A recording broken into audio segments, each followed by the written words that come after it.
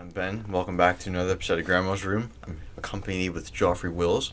And today, we're going to be talking about The Demon Core and Life Undercover by Amaryllis Fox. Yeah. How are your guts? They're churning like butter. Whoever's listening right now, they just missed. Ben had a nasty fart right before we started. Yeah. We have it on video. If we could post it on Instagram. I'm down. You are? Yeah, I really don't care. What if you have to, do a job interview someday and they pull that up? Oh, God. Ben farted. I mean, Who doesn't? But he farted dramatically on camera and then put it on Instagram. That's what they'd see. Dude, that was fucking nothing compared to last night. I told you and I sent you some pictures, Joffrey. That's fucking gross. We went to Dino's last night, and I don't know what the fuck I ate, but dear God, dude. You had, what'd you eat? All yesterday I had, I got a peanut butter banana smoothie, or milkshake at Sheetz, and I got hot dogs from Sheetz, and I had some sweet tea and some Pepsi, and just some chicken strips from Dino's. But we got home, I blew the fuck out of that bathroom, dude. Yeah, I don't know how you shit so much. At first, I couldn't shit. And then it was like pulling the cork out of a wine bottle. That's what they call the apple milkshake. The apple milkshake, yeah. Except my apple was brown. It was like spraying chocolate milk. Or hot chocolate on the inside. Yeah, we'll call it hot chocolate because it burned my asshole.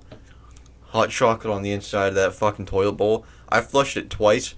Brown both times, right? And the water that came back, the clean water that came back the third time was fucking yellow. We should get into our topics. Yeah, you want to go with Life Undercover? It's going to be a long one. Alright. And I wrote really small, so I can guarantee I'm going to fuck up a bunch. So, okay, I didn't get the whole book done so far. I'm I'm about halfway through. I'm going to try to get the rest of it done for next episode. But, I didn't read, a chapter and then start summarizing it. I was, summarizing it as I went. So I didn't realize the first chapter was, it's like when they start the story in the middle of the story, then they go back to the beginning. So this first part is, it has nothing to do with the beginning of her life. Okay. But it'll be, a nice precursor as to what's to come next week. So it starts with Amaryllis. She's walking through the streets in Pakistan. And she's being trailed by a man who she suspects is either Pakistani counterintelligence or a Central Asian Al-Qaeda recruit. And I should say first, before we just start going into it, it's called Life Undercover, Coming of Age in the CIA. So she's in the CIA, she's an intelligence agent. So she's not just some random lady being followed through the streets. I thought you were going to talk about your recruit yesterday. No, we can go into that, though. But a Central Asian Al-Qaeda recruit, she thought it was Pakistani counterintelligence, a Central Asian Al-Qaeda recruit, or an aspiring arms broker. But she also said it could have just been some creepy guy who saw a white girl walking through the streets of Pakistan. Yeah. But I'm pretty sure it was counterintelligence. But she also at the time was working with a Hungarian arms dealer. His name was Jacob. So she didn't know if it was someone that was aspiring to work with him following her. But since she's only doing reconnaissance, which we're on a mission right now, she doesn't try to lose him. She said it wasn't like the movies where they're doing parkour to get away from people and shit. The best thing to do, let them follow you. Don't go to your objective and just bore the shit out of them. Mm-hmm. And they'll either end up leaving because they think it's someone else or you're the wrong person or something. I'm not sure. She didn't give the reasons to why. But it's probably just to lead them on a wild goose chase, you know what I mean. But she's doing reconnaissance for a potential nuclear attack that Jacob had informed her about. He wasn't supposed to know the location, but he asked his buyers under the guise of wanting to get them the right bomb for the right location. And she takes the bus to the crossroads she was told about, and her tail, which she was calling Mr. Ed, got on the bus with her, and when she got off at the target, she was trying to find where the bomb would be placed, what place looked most likely to be the attacked. He also got off and followed her there too, so she was pretty sure that he was counterintelligence. And after some looking, she saw the Karachi Press Club, which was a proponent of free speech, a place to protest and debate, and the only bar in the country that served alcohol. Which I'm pretty sure, like, in, I don't know if it's Islamic culture, like the religion, or just some countries there that alcohol is illegal. I know in some countries, like, if you drink alcohol, it's, like, punishable by death. Holy shit, Yeah. dude. But, an attack on this place would be an attempt for Al-Qaeda to start, quote, cleaning up, in their eyes, the country, but also as a possible dry run for attacks in the West, which they're trying to get a nuclear bomb, like a small nuke. And if a 10 kiloton nuke went off there, it would vaporize everyone and everything within a half a mile radius, not to mention radiation that would cause years of cancer outside that zone and make people sick, and just like radiation, what it does. And so yeah, that's the first chapter pretty much. I'll come back to that. I don't see why it wouldn't go back into that story, because I haven't finished the book yet. But she goes back into her life, and it starts with in Burma. It's some country in Asia, and on August 8th, 1988, there were protests across the country that ended in the military killing thousands of the protesters. Damn, dude. And she wasn't there when that happened, but it's leading up to what she's doing in that country. Okay. This started when her name was Aung San Suu Kyi gave a speech to the protesters to demand democracy. She was arrested and the protesters were killed. She was put on house arrest. She was given the choice either to leave the country and be fine, because she wasn't from that. Well, her dad was from that country. She went to school with the author. Okay. So they knew each other. She was given the choice to either leave the country and be with her kids and husband, or to stay there and kind of be a martyr, but to stay under house arrest for years and years and years. Mm-hmm. But she decided to stay because she believed that her people should be free, which I'd say good on her. Mm-hmm. But Aung San was, like I said, Amaryllis' friend from school. So after high school in 1998 and 1999, that year, there was schools years are split up. She signed up for a volunteer trip to go to the Burmese border to help refugees try to escape the government. And she ended up befriending a free press advocate and writer and activist. His name was Min Zin, who ultimately led to her getting involved in the next mass protest of September 9th, 1999. So there's the 8888 protests that ended in the massacres 10 years before, and they were planning another big one this year in 99. They thought that if this time they could capture on film what the government did, it would bring more press and recognition to what's actually going on in that country. Yeah. And since Rangoon, which I don't know if it was the capital, but it was a big city in Burma. I don't know if it's pronounced Rangoon or Yangon, but I'm gonna say Rangoon because that's how it's spelled. Okay. It was very hard to get into, so she contacted a man named Daryl who worked as an investment banker for a Japanese firm that invests in Burma. And I think she found him when she was researching a high school paper on Burma. She found him at a Japanese free press conference or something. So she just knew him from before. And they forged a marriage certificate, and they faked a honeymoon to Burma to get in, her and Daryl. Mm. Once they got there, they realized how bad the conditions were for the people. They were poor on the streets, like any authoritarian government. Their people weren't living great lives under. And she saw that all the military generals were living lavishly in the big hotels and everything. And she can also communicate to Min Zin from this city because he can't go in. He went into hiding after the 88 protests, and he writes a free press newspaper out of some shack in the middle of the woods with a bunch of people. So, but he has connections in a restaurant in that city, and they communicate by leaving a note in a tank of a toilet in a diner. And I guess his connections somehow get the message to him. Okay. But they can leave notes for each other. After a few days in Rangoon, they leave the city in the lead up of the protests because they don't want to look suspicious. Two white people came in from out of country, and then these protests happened. Mm-hmm. It was they just didn't want to risk a connection being made because they were trying to get film of whatever would happen. So they went to. They took a night train to Mandalay, which was an old fortress town to the north of Rangoon. And when they got to Mandalay, the roads were lined with razor wire and barricades. So it's just really setting up the scene of how this country looks. Yeah. Also, since the protest of '88, all colleges were closed in the country. I guess they didn't want young people learning and like thinking for themselves. So all the college buildings were like abandoned and everything. And their tour guide in Mandalay, they had like an itinerary, like what they were gonna do. And this wasn't on the itinerary. They wanted them to get on a boat, and they were pretty suspicious, but they still ended up getting on because they didn't want to look like, they just didn't want to make a scene. Yeah. And they were taken to a traditional Burmese village for lunch, but it was clear that it was like a propaganda village. Yeah. You know how like on the interview there was like the fake grocery store? Yeah. And the actual traditional villages had all been burned, and the girls were taken for authoritarian soldiers' comfort, and the boys had been taken to become soldiers, which you would see child soldiers and stuff there all the time, like smoking and playing like dice. Yeah. And after this, everything went okay. Like nothing bad happened. They went back to Rangoon the next day, and the next day's the 9th.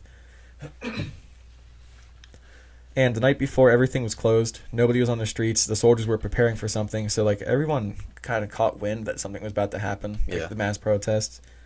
And the next day, on the 9th, everything seemed normal, and they eat at their normal diner, and Amaryllis checks the toilet for another note, and what she finds was a note that said, "It was over before it began. Several hundreds arrived yesterday.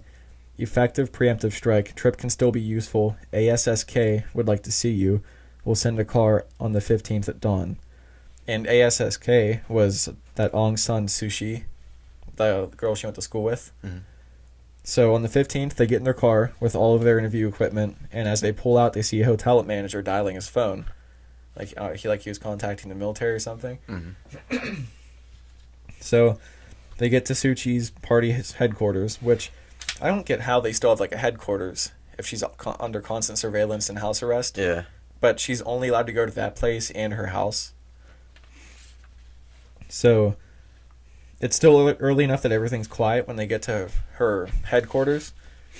And before the interview, Suu Kyi requested to have a news agency broadcast over shortwave into Burma, like her interview, if they could get the film out without them like being found out. Mm-hmm. She wanted to broadcast on shortwave back into Burma so that people could hear it, because they couldn't jam. I guess they couldn't jam shortwave radio stations. And that's the only way they can get so that people can actually hear her message. Okay. And then she tells them in the interview about the government's ethnic cleansing. They were using slave labor on gas pipelines. They had a drug trade that made the elite rich, etc., etc. Like any bad thing they could do at the expense of the people to make them rich, they were pretty much doing. And she explained that Burma was considered the rice bowl of Asia in the past, but it was ruined by Ne Win, who was the head of the military. He decided that his lucky number, this was like when they were taking power, he decided that his lucky number was 9, so he voided all currency that wasn't divisible by 9, making most of the currency worthless, leaving people poor. Yeah. And apparently people still just, like, they kept all the old money. So they had, like, tons of money, like, stored, like, hidden away in their houses, but they couldn't use it. Yeah.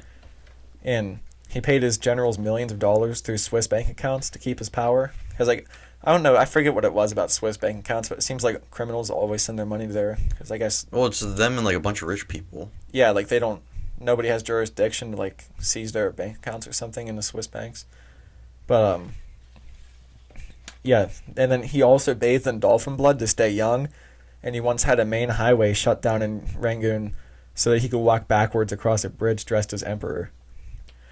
Yeah. Does he have his fucking mind? He's like any other crazy asshole that takes control of a country. But he was also the one that ordered the soldiers to shoot all the protesters in '88. And when they left, they hid the decoy film. They like sliced it like precisely so that they could piece it back together. And they took the film. Their plan was to hide them in Bic pens, so that they can just get out there like, yeah, these are pens.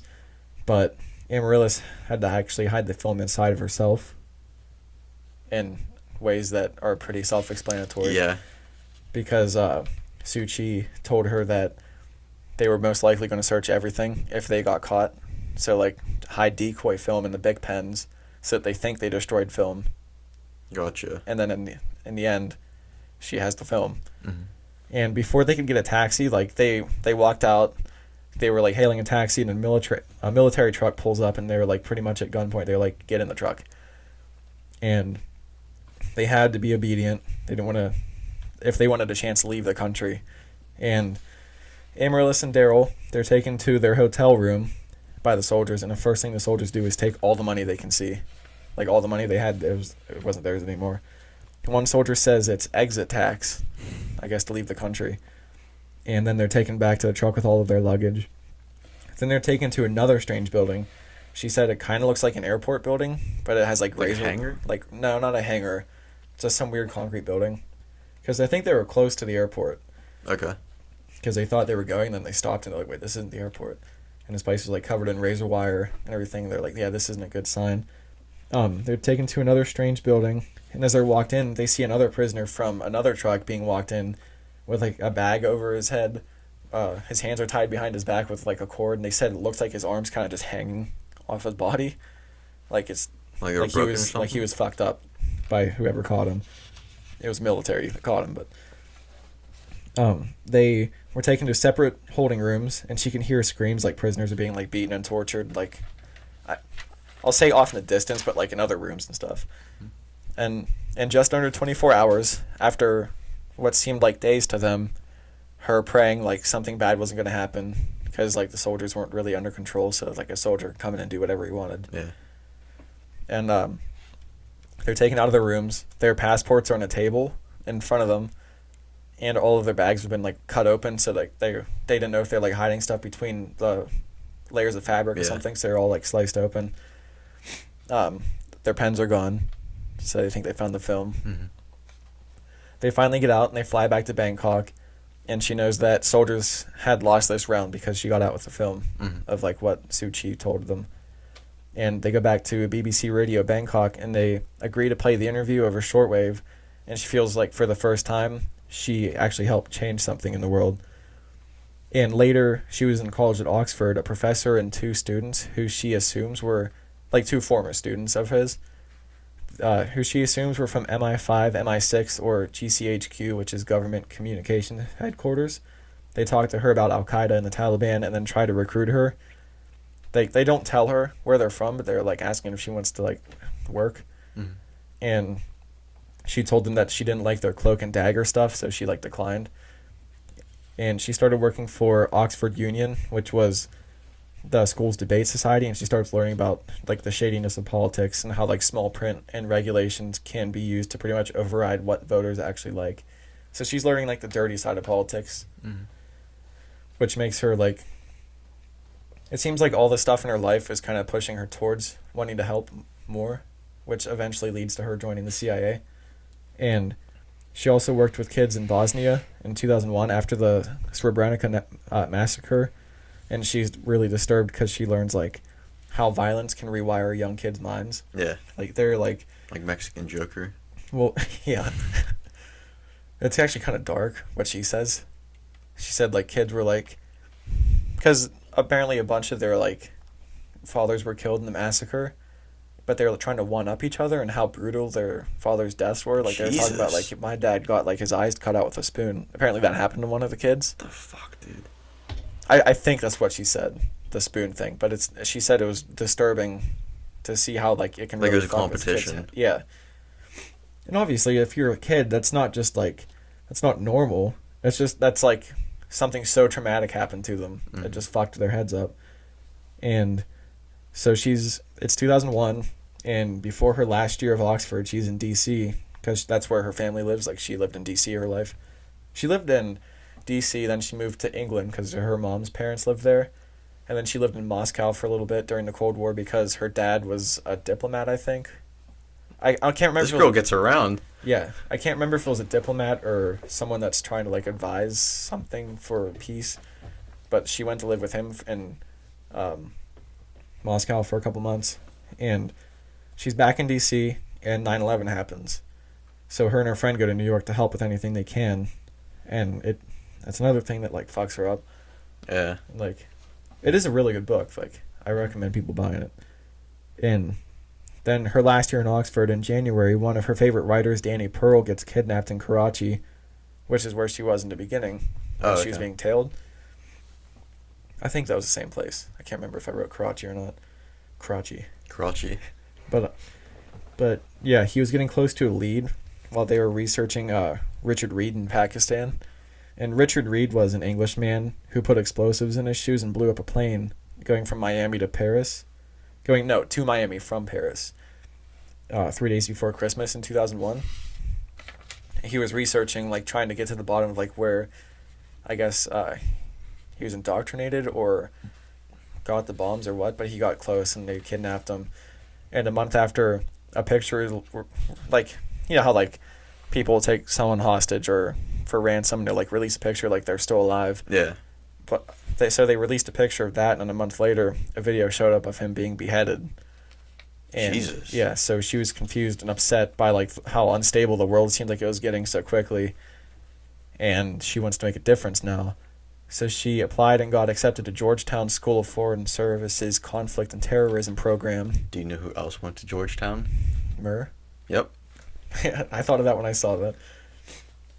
She was supposed to go to Thailand to work, like, do some, like, volunteer or, like, humanitarian work. Yeah. But since she got accepted to that, she cancels and goes to the program instead. And for her, I don't know if it was, like, a senior thesis or what, but, like, some big paper, she dissected terrorism and was able to make pretty much an equation for what areas in the Middle East and Asia would be safe havens for terrorism. So, like, I don't know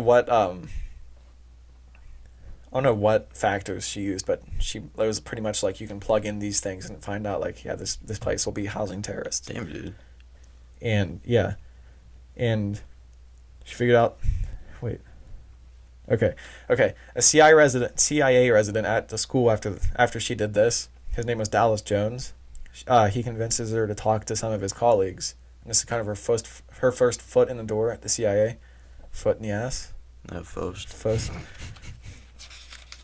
I think I'm doing pretty well for reading this small print, boy. Yeah.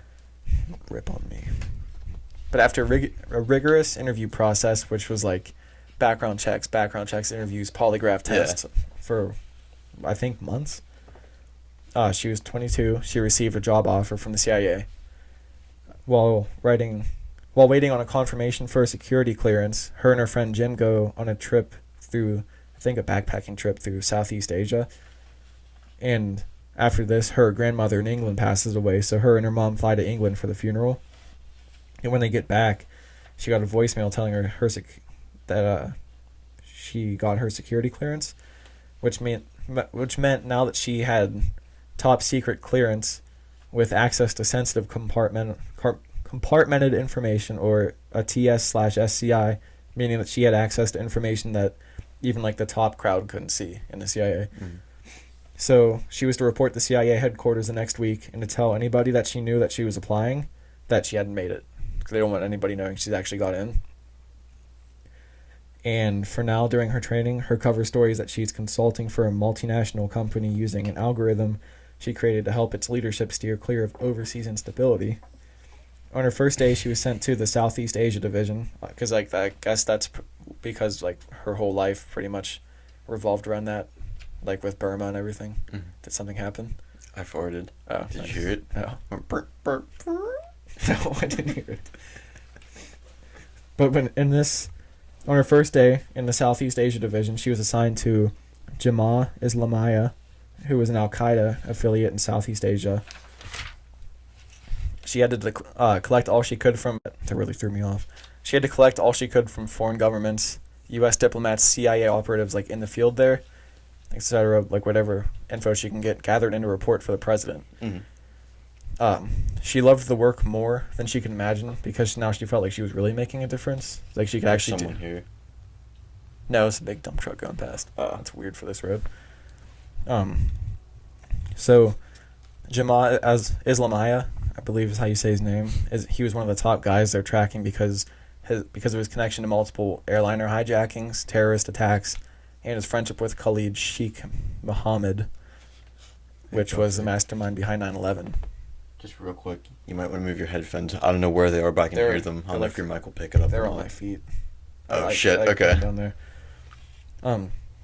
The more she works, the more she starts to feel powerless now, because she isn't on the ground actually investigating. Because, like, the more she sees, she's like, fuck, like, it's just more fucked up than you could possibly imagine. Which I'd imagine the more access you have to this information, you would feel that way. Yeah. And so now she's kind of planted that seed, like, she wants to be on the ground by herself doing this kind of work, like, gathering the information. So she was still in Georgetown at the time when she was doing this work. So after she graduated, her boss came up to her one day, hands her a letter, and says, "Clandestine service wants you. Bastards were just waiting for you to finish school." So clandestine services, that's the people who are actually on the ground. Okay. So they recruited her. She didn't apply or anything. That'd be pretty cool. Mm-hmm. Apparently, like, her first day at CIA, she saw, like, there's a stack of black folders and a stack of blue folders, and she was in the black folders, and she was like, fuck, what are those black folders for? And that's, like, when she got her black folder. Okay. And when she showed up to clandestine service, she was given a training name, Tanner, so that none of her classmates even know her identity. They want it to be so compartmentalized that, like, because it's kind of like they're training her. They want people to be like, if they would get captured, that what they know is what they know, but they don't know anything else. So even if they would be able to, like, would want to talk, they couldn't. Mm-hmm. So during her training, she'd be trained to withstand captivity and torture. They go through a year-long training at a remote base called The Farm, but first they have to do, like, a stint at CIA headquarters. I guess just doing, like, office work, getting familiarized with what they'll be doing. For the next 6 months, she's working in the Iraq desk in the counterterrorism center. And she's happy because this is just when Al-Qaeda, Iraq leader Abu Musab al-Zarqawi was starting to take control of Baghdad and Anbar. This is after, like, is this what they called the surge in Iraq? Like when Al-Qaeda started, like, gaining a bunch of ground. I can't remember. I probably should have looked into that a little bit more. Yeah. But during her work, she sees a problem in the CIA because they're kidnapping innocent people in the Middle East because their names are the same as names in a report. An example of this is Al-Masri, which is literally over 1 million people in the world's names. Al-Masri. So it could have been anyone. I can't remember if there's some name that, like, something from Egypt, like, that's part of your name is from Egypt. Mm-hmm. So, like, everyone from Egypt. Yeah. Who, I don't know if it's just the Muslims from Egypt had that name, but, like, there's examples of, like, those people getting kidnapped because they just had one of the names in common, and, like, they were, like, kept for months and, like, they didn't know anything. Yeah. And local sources would see a name and turn in a person with the same name because they got money for it. So it's like, oh, there's a name, get him, we're going to get money for it. She read specific reports on what happened to people like this, including detainment, torture, being left in a random place after the agency found out they were innocent. And she was disgusted by it. Like, there was one guy who was, like, he was arrested, interrogated, like, beaten and everything, and they found out they were wrong, so they just left him on a road. They're like, you can find your way home. Shit, and, dude. like, yeah. So she went to her superiors multiple times saying something needed to change, and she was, like, shot down pretty much every time. And the last time, her boss was like, Jesus Christ, like, are you going to stop with this? And they're like, they got into an argument about, like, there's innocent people that are, like, getting kidnapped and stuff. And then she was like, what about 9/11? And she was like, yeah, I get that, but also what makes us better than them if we're doing the same thing back? And then the last time she was told, she was like, her boss was like, okay, you're authorized to fix it, but there's, like, how could she fix it by herself? Yeah. Like, she needed help. And that's where I left off. All right. So I'm hoping it's ramping up now to get to, like, the action stuff. Action packed. I noticed this while you're reading. I was looking while you were reading. Check what... I'm sorry. I did not see that there. Check what those last two numbers are. 69. Fucking right there, Nice, good buddy. dude. Yeah. That's cheer wine for you. Mm-hmm. How long have we been going so far? I don't know. Fuck. Well, probably like 20 minutes, maybe 25. Fuck, I was hoping my research was longer than that. But like I said last week, I was going to start trying to do books more. Mm-hmm. A lot easier on the eyes, dude. Really? Yeah, you're not staring at a screen for hours trying to find stuff. Yeah. You're not bouncing between sources and stuff, trying to, like, line up timelines and everything. Mm-hmm. It's all just there. Mm-hmm. I like it. Oh, another thing. There's one thing I found weird about her childhood in this book. And this is a real story, by the way. In case someone thought it was fiction, no. It's real. There's a podcast I found called I Spy. I told you about it. Mm-hmm. They have like actual like spies from around the world like tell their stories. That's where I heard that story. But in her childhood, her grandmother in England when they lived there, they adopted a kid because I guess they were lonely. So like her grandma would like pit them against each other in like physical contests and stuff. Like there was like I think it was Christmas morning where their pool was frozen over. They like had a contest. She made them like swim under the ice to see who can get to the other side first. What the fuck? Yeah, it's kind of fucked up. Jesus. Yeah. That I was getting a little confused when you're talking about her childhood. Like, so she was raised or she was born In D.C. Yeah, in D.C. And then she went to stay at her grandmother's house in England. Her brother, I think he had like a learning disability. So Okay. he was sent to a boarding school in England. Then she went back to D.C. while he was in that school. And then for some reason they moved in with their grandparents in England later. But I just don't get like the Russian part. That's what really. Her threw dad me was off. like her dad was working in Moscow for DC. Oh, okay. I thought you were saying that he was a Russian. Like, No. Okay. He was someone from the U.S. working in Russia during the Cold War, and they went to live with him for a couple months, I guess, just to like see what it was like. gotcha. Yeah. Okay. That clears that up a good bit. Yeah, but that's all I got, boy. Want to get into some hot, steamy demon core action? I'm kind of fucking worried about what demon core is. It's fucking weird, dude. Is it like demon porn? Maybe. What? No, I'm just kidding. So, this has to deal a lot with the Manhattan Project out at Los Alamos. So on August 13th, the Demon Core was finally finished by the scientists working there as a part of the Manhattan Project. Oh, I think I see where this is going. And so Hiroshima and Nagasaki had just been like leveled by the Fat Man and Little Boy bombs that were dropped on them. And 2 days after the Demon Core had been finished, the Japanese gave in to the Allies and like surrendered. And so now that there's no war to fight, that meant that the third bomb, which would it was going to be dropped on a third city. Like if they didn't surrender. Yeah. And so now it had no purpose. So just sitting in New Mexico. And the Demon Core was supposed to be loaded into another Fat Man and dropped on the Japanese city on August 19th. So they were only 4 days away from getting blown away again. Mm. And on August 21st, a scientist was running a criticality experiment on it in order to find the boiling, or that's what I call it, the boiling point of a nuclear reaction. But it just means they're just trying to push the limits of this thing to see how far they can get without it blowing up. Okay. And It's probably a good thing to know. yeah. And so they knew like what they're doing was extremely dangerous, and they even kind of joked about it. They called the test tickling the dragon's tail. And so the night of the 21st, Harry Daghlian, Daghlin, I'm sorry.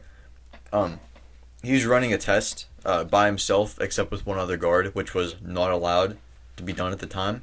Sounds like a good way to have another Chernobyl. Yeah. And so while he was conducting his test, he built a wall of tungsten carbide bricks, so that like anything coming from the Demon Core, it would bounce back, and it would test like to see how much it could withstand. And so the more bricks he placed down, the higher the criticality levels climbed. And after he finished placing the bricks together, like once he was like, okay, this is enough, he started to take a brick back when he accidentally dropped it on top of the Demon Core, which I'm confused on the whole wall thing. What's the wall for? like the more you build, it's so the way I'm thinking Is it a of literal wall that he's making? Yeah, like a literal wall between him and the Demon Core. So radiation was bouncing back towards it? Yeah. That was to see, like, that was how they tested, I guess, how far it could go. So if, like with more radiation testing, would that make it hotter? Is that what it would do, or like I don't know how that works. But I don't know. It didn't really explain a whole lot, and I didn't pay attention in chemistry because I wasn't good at it. I mean, I doubt we learned about that. Hmm? So I doubt we learned about that in chemistry. If we did, I didn't pay attention either. But anyway, so he dropped this brick right on top of this Demon Core, which is like I think it's only about like that big. Is that like the core of the bomb? Yes. Oh, nice. And like, so obviously that's not good if it touches it, right? And This made it reach super criticality, and it started to glow blue and gave off a heat wave. So terrifying. yes, terrifying. Yeah. And he took the brick from the top of the demon core and felt his hand start tingling, and it immediately burned his hand. That's radiation, my boy.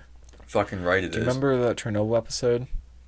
The people were cleaning up, and they said, like, on their way there, they could feel themselves tingling. Yeah. That'd be terrifying, dude. Yeah. And it blistered all over his hand, Oof. and he died 25 days later after receiving a lethal dose of radiation, and he got like super sick, like he couldn't stop throwing up. He was in the hospital and everything. Did he turn into a ghoul? No, I wish, but Wish. I wish. So there were many more safety protocols put in place after the accident, but on May 21st, 1946, which is important to note, Louis Slotin, he was a friend of Dahlin, and he was running nearly the exact same test that his friend had done before, except this time he was lowering a beryllium dome over the demon core, and in order to make sure that the dome didn't completely cover the demon core, which I guess wasn't good, or if it didn't touch it or something, so that some could escape, and like. He wedged a screwdriver between the core and the dome. What? Yeah. So these scientists have all these high-class safety equipment, and they wedge a fucking screwdriver between it. Fucking screwdriver. But, so this, obviously, like, it didn't work, and the screwdriver slipped out, and the dome completely covered the demon core, emitting another blue light and a heat wave. And, I think it's Raemer, Raemer, Schreiber, he was in the room with the dome when it dropped. There was like 7 other people and a security guard in there. He said, quote, "The blue flash was clearly visible in the room, although it was well illuminated from the windows and possibly the overhead lights. The total duration of the flash could not have been more than a few tenths of a second. Slotin reacted very quickly in flipping the tamper piece off," which is what they call the dome. There's just another word for it. And everyone in the room, including the 7 scientists and the security guard, like I said before, they were all exposed to radiation. But Slotin died from radiation poisoning 9 days later. He lost an incredible amount of weight, and they said that it looked like he was getting better after a few days, but then he started throwing up and like got super sick and died. Yeah. And after this, no one was allowed to test the demon core hands-on, which I would not want to do that before any of this shit happened. Do they have like radiation suits and everything on? I don't think so. Or is it just like a lab coat? There was a diagram I saw, and it looked like they were just wearing lab coats. Why? Well, they probably know. Well, I'm sure they knew about the effects of it, but it was the 40s. People were badasses. I don't know if badassery and stupidity is the same thing. Using a screwdriver. That was fucking dumb. He could have saved his life by using something other than that screwdriver. Yeah. Did anybody else in that room die, or is it just him? It just said that he was the one who it was fatal for him. But soon after, the demon core was loaded and was supposed to be dropped in a test on Bikini Atoll, which we've covered that before. And instead, it was melted down for the plutonium. And it's still, I don't know if it's still in the nation's stockpile, but that's where it was sent to. I was about to ask you if it was still a thing. And the scientists at Los Alamos, they weren't just scared of the demon core's physical abilities, but possibly a supernatural one. So there was a high superstition after Slotin's accident because both men died of the demon core. Both had exposure on a Tuesday, which was the 21st of their respective months, and they both died in the same hospital room. What if it was this dude, we brought him in, he was super irradiated. We don't want to irradiate 2 rooms. This one already has it in it, so let's just stick him in that one. But it was over a year later, or a little. Well, what's the half-life of radiation? I just saw a thing about Marie Curie's notebook the other day. Who's that? She was one of the first people to research radiation. Okay. And I think she was just working with radioactive materials with her bare hands and stuff because they didn't understand it back then. And her notebook is kept in a lead-lined box at some some museum, and you have to like sign a waiver and like wear a special suit and everything to look at it because it's going to be radioactive for like over 1,000 years, maybe more than 1,000. Well, you got to think though. Like if she had her notebook and she was working, it's probably next to whatever she was working with too. Yeah, no. What I'm saying is, this dude fucking got hit with I the see what you wave mean. from the demon core and then was moved to that room. Yeah, I mean Like, maybe. radiation doesn't like fall off at you once you move out of the room; it stays with you, right? Yeah. I don't know. I don't know. But It is weird. yeah. And the article I read, it said it isn't actually demonic, but it's just cool to think about. When you said demon core, before you explained what it was, I thought either like hardcore, like demon core something, or demon corp, like corporation, like demon core. Nope. Just a boring old bomb. Maybe we should make a club called the Demon Corps. Like the Army Corps or the Marine Corps. The Demon Corps. Did I call it the Army Corps? That's not a fucking thing. Army Corps of Engineers. Don't try and defend me. I'm trying. Yeah. What's up? What's been up, boy? What's been up? Play with Eric the Awful some more. I liked your story, dude. Thank you. I liked yours too. Why don't you tell about your recruitment story yesterday? We don't have to get into it. Okay. Why, Cause, you like, feel bad? Kinda. I don't not feel bad, but I don't want to like come off as disrespectful. It doesn't matter. We'll just leave it. We'll just let the lying dog lie, or whatever that is. The what? The lying dog lie. The sleeping dog The lie. dying dog Let's lie? let the sleeping dog lie. All right. We're not gonna kick a dead boar. So, dude, I see you've barely touched your cheer wine. What's wrong? Yeah. I don't know. I have my gum in, and I don't want to ruin the flavor of cheer wine. I know you're not a big fan of like political memes, Yeah. which I get, but I saw one the other day. It just made me laugh so much. It was a picture of Biden, and it was like, Biden, you've barely touched your campaign promises. What's wrong? Didn't we say we're not going to make this a political podcast? It was just one joke. Now, here's one political thing I can get behind. I showed you this yesterday in Michael's Marrow. Trump, it started off with Trump teeing off like on a golf course. And he teed off, and it went to the picture or the video of Biden falling down the stairs, like going up to Air Force One or whatever. And the ball came and hit him and knocked him down. I thought that was pretty good. Shit. I felt bad kind of for laughing at the video. Yeah, but, you know, he's in the public eye. But at the same time, I don't like politicians. But, yeah, let's get off this. Yeah. Dude, I've been watching a fuckload of Impractical Jokers this week. I couldn't get over it. Dude, that one that I sent you the other night, that Seamus loves popsicles. Well, you didn't send it to me. You just started sending me quotes, and Well, I thought... I thought I sent you the video of it. No, you didn't. Oh, I didn't? No, I thought you were, like, drunk out of your fucking mind, and... Nah. Like, he was just sending me shit, like... I didn't even read it. It was like, what's that smell like, or something. It was just, like, weird quotes that I would hear throughout the episode. And I'd ask him, like, I was like, am I missing something? And I'll just send him another one. Yeah. I wouldn't answer his question. It was, like, actually starting to piss me off a little bit. Oh, come on, man. You do some weird shit to me. Yeah, I know. And I don't get mad at you. But, yeah. You know. Small wieners. Small dong gang, boy. Big dick boys. We haven't made any big dick boy videos in a while. When did we make big dick boy videos? I mean, I guess they were never videos. It's just like when we did mustaches and shaved our heads. It was like big dick boy shit. I guess they've never seen you with your head shaved. Yeah, but that was before video. I'm not doing it again. Dude, ever since I shaved my head, the sides grow in longer than the top. So I have to get the sides cut, like, more often than the top of it. Do you remember how retarded I looked? Yeah. Like, a month after I shaved it, like, up here was still super short, and then the sides were growing out longer. It looked so dumb. I felt like an idiot. And that was during, like, the shutdown, so I couldn't go get my hair cut. And I was like, I'm not shaving it again, so I just had to wear hats everywhere. Which I usually do anyway, but... Yeah. Still... Looking in the mirror was just like, God damn it, dude, why?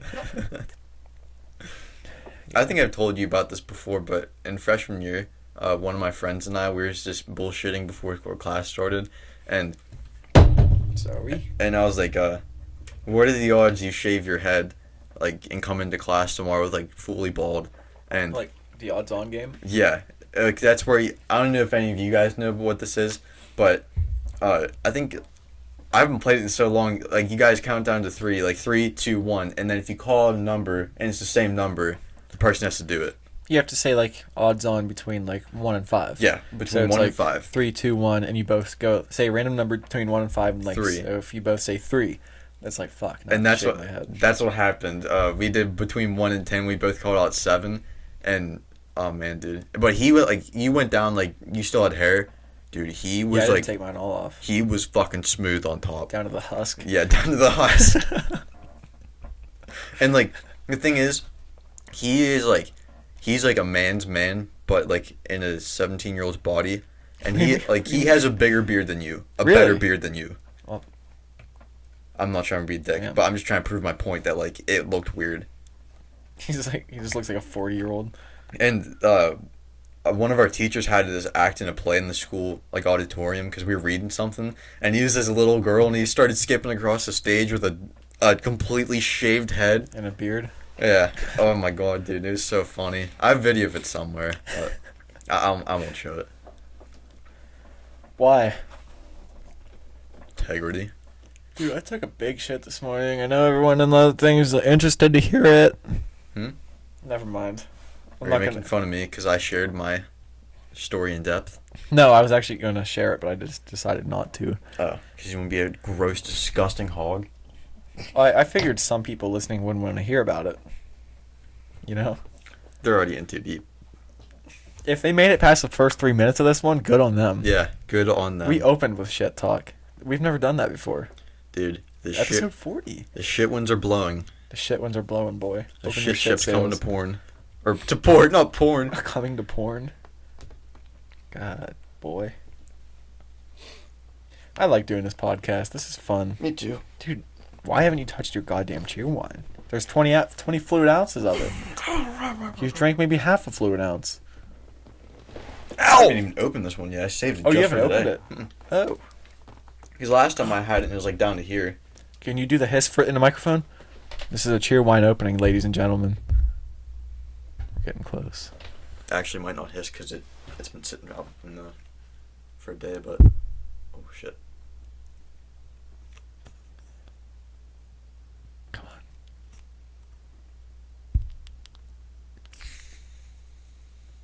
Louder. Go. Quick. Oh, yes.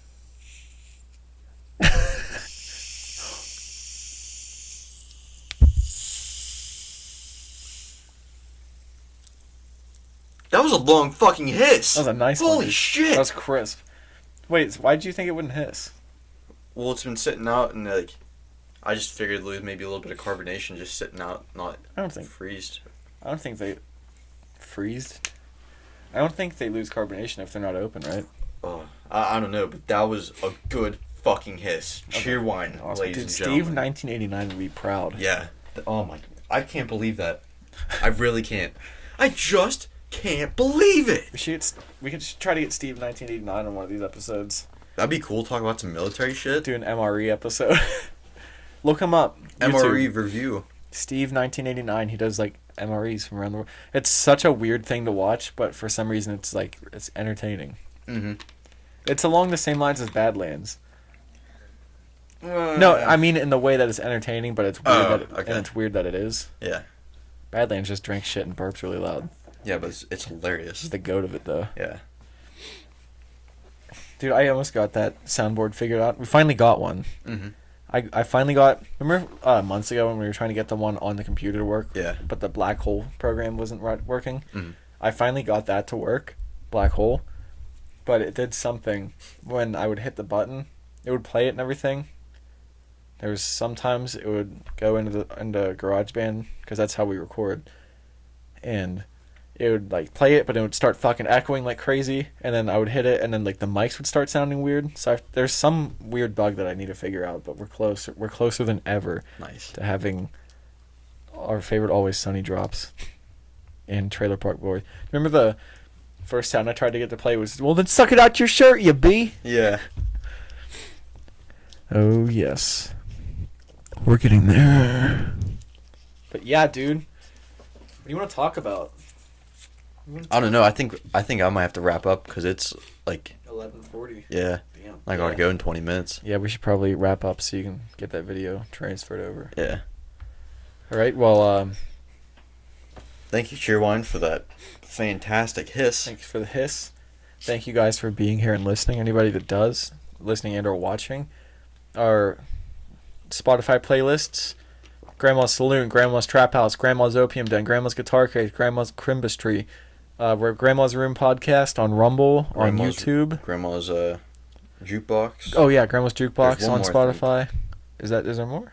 Maybe. Whatever, it doesn't matter. But Grandma's Room Podcast, one word, on Instagram. What else are we on? Google, Stitcher, Spotify. Not just the Playlist. Yeah, our podcast is up there too. Did you play Google Podcast or whatever? Is that what it is? Google, Stitcher. Are we on Apple? Yeah, we're on Apple. Okay. That's where I listen to ours at whenever I listen to it. It is interesting, like, you can listen to it and you can just pick out, like, yeah, we need to fix this. Mm-hmm. But, yeah, thanks for listening. Episode 40. Thank you.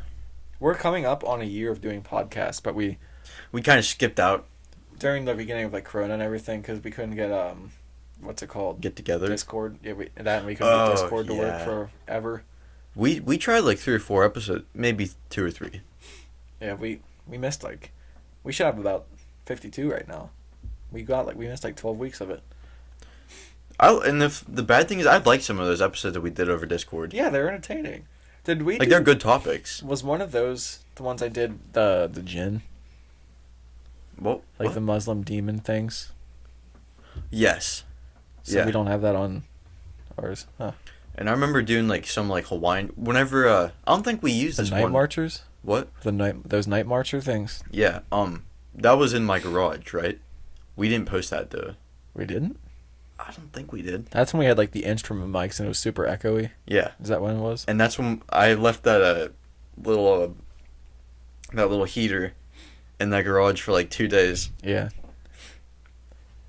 Yeah, those. Yeah, like thing on to. Well, grandchildren, thank you for our 40th episode. Yes, thank you. We're hoping for many, many more. So yeah, stay golden.